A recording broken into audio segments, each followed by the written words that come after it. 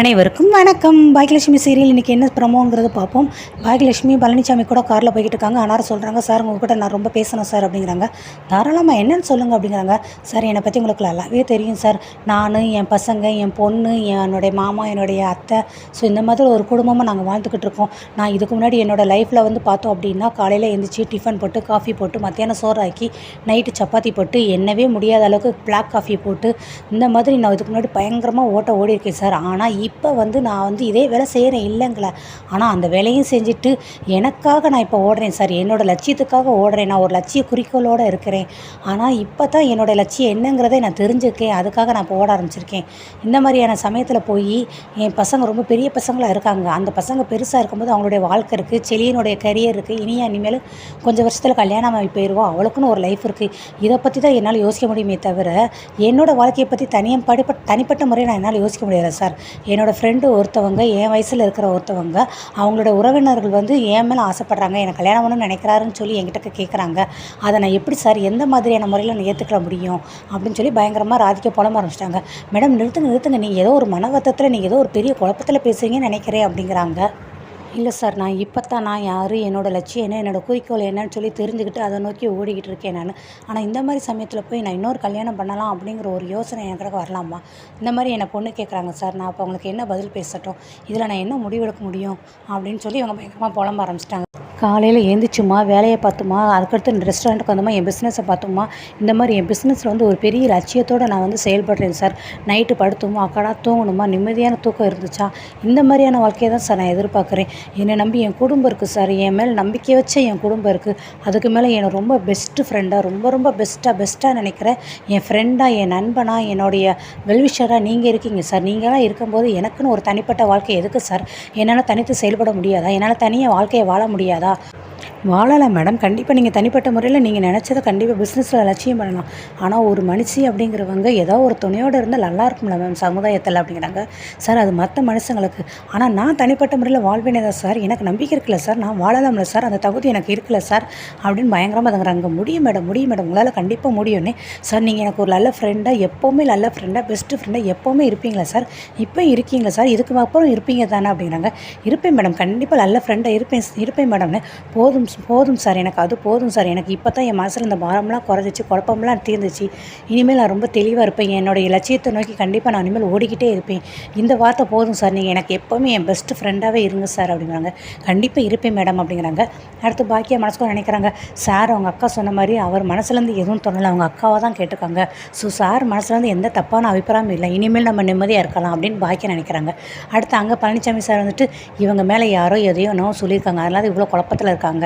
இப்போதைக்கு நம்ம பெஸ்ட்டு ஃப்ரெண்டுன்னு சொல்லி பாக்கியா மேடம்கிட்ட சொல்லி வச்சுக்கிடலாம் அப்படின்னு சொல்லி அவர் பழனிசாமி சொல்கிறாரு.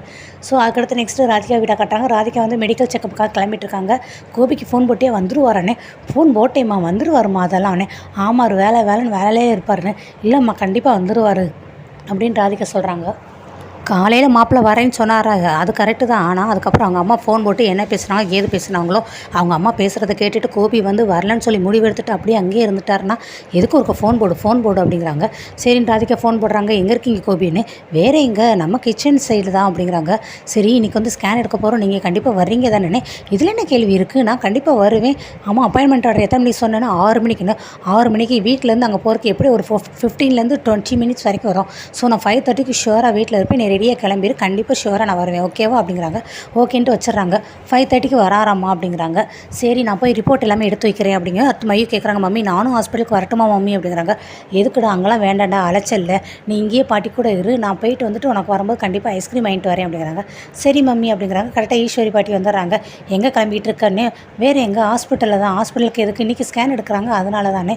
சரி அவசியம் நீ போய் தான் ஆகணுமா அப்படிங்கிறாங்க. ஆமாம் ஹாஸ்பிட்டல் செக்கப் கண்டிப்பாக போய் தானே ஆகணும் அப்படிங்கிறாங்க. அதுக்குனையும் ராதிகோட அவங்க அம்மா வந்துடுறாங்க. தள்ளுங்க நீங்கன்னு, நான் இங்கே தண்ணி குடிக்க வரும்போது உனக்கு இப்போ தான் தண்ணி குடிக்கணுமா, இவ்வளோ நேரம் இருந்தில்ல, அப்போலாம் உனக்கு தோணலையானே? தோன்ற நேரத்துலாம் தண்ணி குடிக்கக்கூடாது, தண்ணி தாக எடுக்கும்போது தண்ணி குடிக்கணும், சரியா, நீங்கள் மூவ் பண்ணுங்க அப்படின்ட்டு அவங்க ராதிகோட அவங்க அம்மா அப்படியே ஒரு மாதிரி பேசிட்டு உள்ளே போயிடுறாங்க. ஆனால் அது ஈஸ்வரி பாட்டிக்கு பயங்கரமாக கோவம் வருது. ரொம்ப கோவமாக இருக்கீங்க போலுக்கன்னு.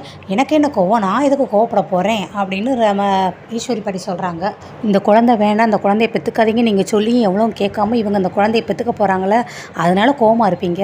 அந்த வீட்டில் நீங்கள் நிறைய விஷயத்தில் நாட்டாமை பண்ணீங்களே, ஆனால் இங்கே வந்து உங்களுடைய நாட்டாமை வந்து செய்யப்படலை, உங்களுடைய பருப்பு வேகலைன்னு சொல்லி இருக்கீங்களே, ஸோ அதனால் நீங்கள் கோவப்படுவீங்களா? அதை தான் நான் சொன்னேன். இப்போ எதுக்கு நீ தேவையில்லாத பேசுகிற? நான் இங்கே வந்து எதுக்கு நாட்டாமை பண்ண போகிறேன்? நான் எதுக்கு கூட போகிறேன்? நான் இன்னமும் சொல்கிறேன், அந்த குழந்தை பெற்றுக்கிறதுல நிறைய பிரச்சனை இருக்குது. கோபிக்கும் ராதிகாவுக்குமே ஃப்யூச்சரில் நிறைய பிரச்சனைகள் வரும். ஆனால் அதை நீங்கள் எல்லாம் தெரிஞ்சுக்காமல் பேசுகிறேன்னே. கண்டிப்பாக இப்போ குழந்தை பெற்றுக்குவா, நல்லபடியாக குழந்தை பெற்றுட்டு வருவா. அப்போ அந்த குழந்தைய வளர்க்கும்போது நான் சொல்லுவேன், நீ பிறக்கவே கூடாது அப்படின்னு சொல்லி இந்த பாட்டி தான் ரொம்ப போராடினாங்க அப்படின்னு சொல்லுவேன் நான் அப்படின்னு ராதிகா அவங்க அம்மா பேசுகிறாங்க. இப்போ எதுக்கு தேவையில்லாத பேசி என்னை வம்பு இழுக்கிறேன், எதுக்கு இப்போ சண்டை இழுக்கிறேன்னு? நானாக சண்டை இழுக்கிறேன்? நானும் ஒன்று சண்டை இழுக்கிறேன், நான் உள்ளதை தான் சொல்கிறேன் அப்படிங்கிறாங்க. இந்த குழந்தை பிறந்ததுக்கப்புறம் நிறைய பிரச்சனைகள் வரும், அவங்களோட வயசுகள் வந்து வித்தியாசம் வரும். இந்த குழந்தை வளரும்போது இவங்களுக்கு வயசுகள் அதிகமாகும். இந்த வயசில் பெற்றுக்க வேண்டாம் அப்படிங்கிறதுனால தான் நான் சொல்கிறேன் அப்படின்னு சொல்கிறாங்க. நீங்கள் சொல்கிறதில் நாங்கள் எதுவுமே கேட்க முடியாது அப்படின்னு சொல்லிட்டு அந்த பாட்டி கொடுத்துருந்தாங்க. இப்போ எதுக்கு நீ வந்தால் தண்ணி குடிக்க தானே வந்தால் போய் தண்ணி குடிச்சிட்டு மீதி எப்போ அப்படின்னு ஈஸ்வரி பாட்டி அவங்களையும் திட்டி அனுப்பிடுறாங்க. நெக்ஸ்ட்டு நம்ம இனியாவையும் பாக்கியாவும் காட்டுறாங்க. உட்காந்து ஃபோன் பார்த்துட்ருக்காங்க. இந்த ஃபோனை தான் கொஞ்சம் வையி அப்படிங்கிறாங்க. 2 மினிட்ஸ் வா அப்படிங்கிறாங்க. இந்த ஃபோன் வந்தாலும் வந்துச்சு, பக்கத்தில் யார் இருக்கா என்ன இருக்கா உறவு முறைகள் எதுவுமே தெரியாமல் போச்சு இப்போ இருக்கிற உலகத்தில். இந்த ஃபோனை ஃபஸ்ட்டு நீ வையிம்மா, ஃபோனை வச்சு என்னம்மா செய்ய சொல்கிற அப்படிங்கிறாங்க. நான் உங்கள்கிட்ட பேசணும். என்னம்மா பேசணும் அப்படின்னு, இன்றைக்கி காலேஜில் நடந்த பற்றி பேசு அப்படிங்கிறாங்க. இன்றைக்கி என்ன நடந்துச்சு காலேஜில்? ஒன்றுமே இல்லை, டெய்லி இதே தான் கேட்குறேனே. ஆமாம், நீ டெய்லியும் காலேஜ் போயிடல, அப்போ நான் டெய்லியும் காலேஜை பற்றி கேட்க தான் செய்வேனே.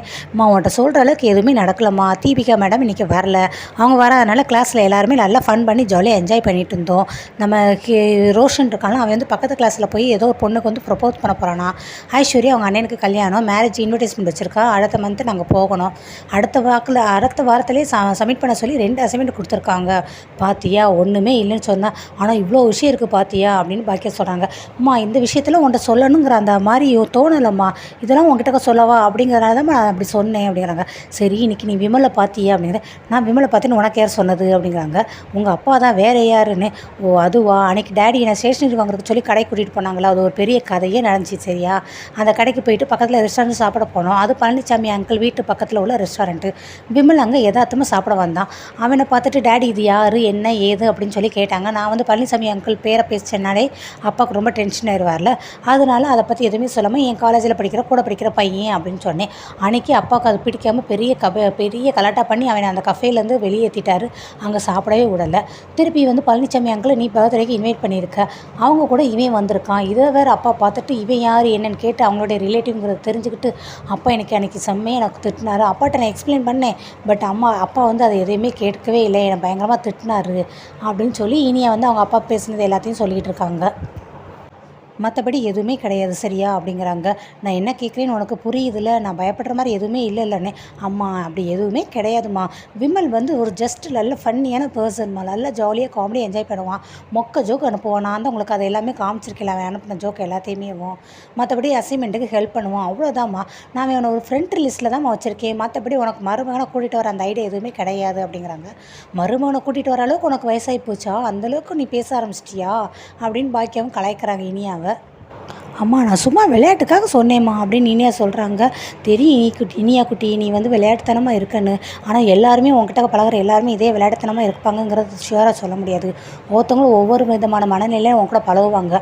ஆனால் நீ உன்னோட பழக்கத்தை கரெக்டாக கண்ட்ரோலாக வச்சுக்கணும்.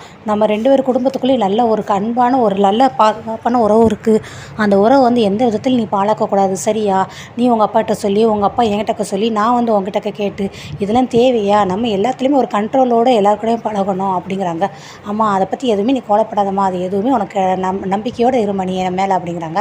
சரி, அப்புறம் இந்த ரோஷன் வந்து பக்கத்தில் ஏதோ ஒரு பொண்ணை வந்து ப்ரப்போஸ் பண்ண போகிறாங்க இல்லை, அந்த மாதிரி விஷயத்தில் நீ எதுவும் தலையிடாத, நீ அதிலலாம் இப்போ எதுவும் தலையிடாமல் இரு அப்படிங்கிறாங்க. சரிம்மா, அவன் என்கிட்ட சொன்னால் நான் ஜஸ்ட்டு கேட்டுக்கிட்டேன் அவ்வளோதான், மற்றபடி அதில் எதுலையுமே நான் தலையிட மாட்டேன் அப்படிங்கிறாங்க. சரிடா அப்படிங்கிறாங்க. நெக்ஸ்ட்டு திருப்பி ராதிகாவை கட்டுறாங்க. அவங்க அம்மா திருப்பி ரிப்போர்ட்டெல்லாம் எடுத்து வச்சிட்டியா, ஹாஸ்பிட்டலெலாம் கிளம்பிட்டீங்களா அப்படின்னு திருப்பி அவங்க அம்மா கேட்க ஆரம்பிச்சிட்டாங்க ராதிகா அவங்க அம்மா. ஆனால் மையும் அம்மா நானும் ஹாஸ்பிட்டலுக்கு வரேம்மா அப்படிங்கிறாங்க. அதான் பாட்டி வீட்டில் இருக்காங்களே, நீ இருடா அப்படிங்கிறாங்க. சரி, மாப்பிள்ளைக்கு ஃபோன் போட்டியே, எத்தனை இடமா ஃபோன் போடுறது, அதெல்லாம் வந்துருவாங்கன்னே, நான் சொல்கிறது உனக்கு வந்து இம்சையாக இருக்குன்னு அப்படிங்கிறாங்க. நீ ப்ரெஷர் ஆகிறன்னு சொல்லி என்னையும் டென்ஷன் ஆகி ப்ரெஷர் ஏற்ற போறியா, அதெல்லாம் ஒன்றும் தேவையில்லை, வந்துருவார் அப்படின்னு சொல்லி திருப்பி அவங்க போவாங்க. நான் போய் தண்ணி குடிச்சிட்டு வரேன் அப்படின்னு. ஆனால் கரெக்டாக ஈஸ்வரி பாட்டி வந்துடுறாங்க. ஆமாம், ஸ்கேன் எடுக்கிறதுக்கு கோபி வர்றானா அப்படிங்கிறாங்க. ஆமாம், அவர் இல்லாமையே நான் மட்டும் இப்படி போய் ஸ்கேன் எடுக்க முடியும்னே. அப்போ வந்தப்போ வேலை பாதிக்கப்படும்ல அப்படிங்கிற. 2 மணி நேரம் வேலை தானே, 2 மணி நேரத்தில் அவருடைய பிஸ்னஸ் மனசு அப்படி ஒன்றும் பெருசாலாம் பாதிக்கப்படாது அப்படிங்கிறாங்க. அப்படியா சரி அப்படின்ட்டு ஈஸ்வரி பாட்டி சொல்லிட்டு இருக்கும்போது அடுத்த ராதிகா வந்து தண்ணி குடிக்க போகும்போது ஒரு ஜாடி வந்து கீழே பட்டு அது கால் பட்டு அது வலிக்கு விழுந்துடுறாங்க. ராதிகா அவங்க வந்துட்டு ஐயோ ராதிகா என்னாச்சு என்னாச்சு அப்படிங்கிற ஐயோ அம்மா வயிறு வலிக்குது அம்மா வயிறு வலிக்குதுமே சீக்கிரமாக அவர் ஃபோன் போடுமா அவரை வர சொல்லுமா அப்படிங்கிறாங்க. அதுக்கடுத்து அவங்களும் ஃபோன் போடுறாங்க. ஹலோ என்ன ராதிகா 5:30 கண்டிப்பாக வந்துடுறேன் ராதிகா ஏன் மாதிரி ஃபோன் போடுறேன் அப்படிங்கிறாங்க. ஐயோ மாப்பிள்ளை நான் கமலாக பேசுனேன் நீங்கள் எதுக்கு அது அவசரலேருந்து பேசுகிறீங்க எதுக்கு அழுகுறீங்க என்னாச்சுன்னு.